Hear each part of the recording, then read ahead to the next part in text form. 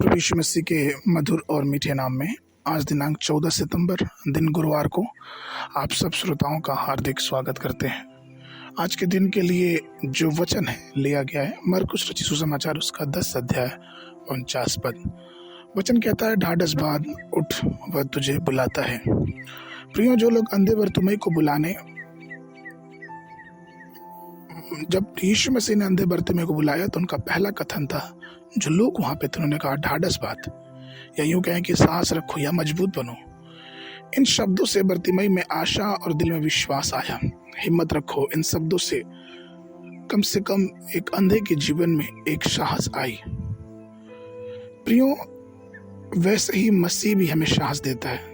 मूसा के समय के बाद जब परमेश्वर चाहता था कि यहोशू इसराइलियों का नेतृत्व और मार्गदर्शन करे और केवल यहोशू इन 7 राष्ट्रों और 31 राज्यों के विरुद्ध में युद्ध करे, उनका नेतृत्व करे, तो परमेश्वर ने व्यवस्था विवरण की पुस्तक उसके 34 अध्याय के 9 पद में मूसा से कहा कि जब मूसा ने यहोशू पर हाथ रखा तो वो बुद्धि की आत्मा से भर गया, क्योंकि परमेश्वर ने कहा था कि तुम उसको आगे आने वाले समय के लिए चुनो।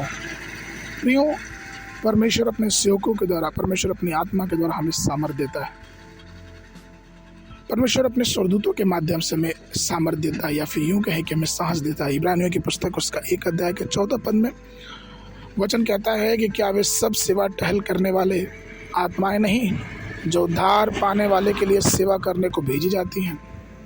इसी प्रकार से दानियल को भी परमेश्वर ने अपने दूतों को भेज के उसकी सेवा टहल की। दानियल की पुस्तक उसका 10 अध्याय 19 पद। और उसने कहा, हे अति प्रिय पुरुष, मत डर, तुझे शांति मिले तो दृढ़ हो और तेरा हियाव बांधा रहे। तब उसने यह कहा, तब मैंने हियाव बांध कर कहा, हे मेरे प्रभु, अब कह, क्योंकि तूने मेरा हियाव बधाया है। यहाँ तक कि दानियल को भी हियाव बांधने के लिए स्वर्गदूत ने उसकी सहायता की। तीसरा हियाव जो हमें परमेश्वर देता है वो हमें भाइयों के द्वारा या फिर अपने दासों के द्वारा। भजन संगीत 133 1 से 3 पद वचन कहता है कि देखो यह क्या ही भली और मनोहर बात है कि भाई लोग आपस में मिले रहे। यह तो उत्तम तेल के समान है जो हारून के सिर पर डाला गया और उसकी दाढ़ी पर बह के उसके वस्त्र की छोर तक पहुंच गया। वह हेमोन को उस ओस के समान है और जो सियोन के पहाड़ों पर गिरती है। यहोवा ने तो वहीं सदा के जीवन की आशीष ठहराई है।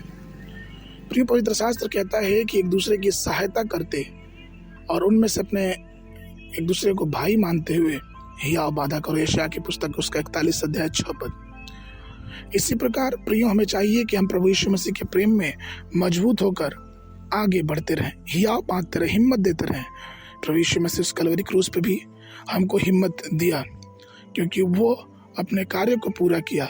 हताश निराश ना होके प्रभु के दिए वचनों पे आगे बढ़ते रहें और प्रभु हमको अपने अनुग्रह में, आशीष में, अपनी दया में हमें आगे लेके जाएगा। आज के बयान के लिए 1 सामुएल की पुस्तक उसका 30 अध्याय 6 पद।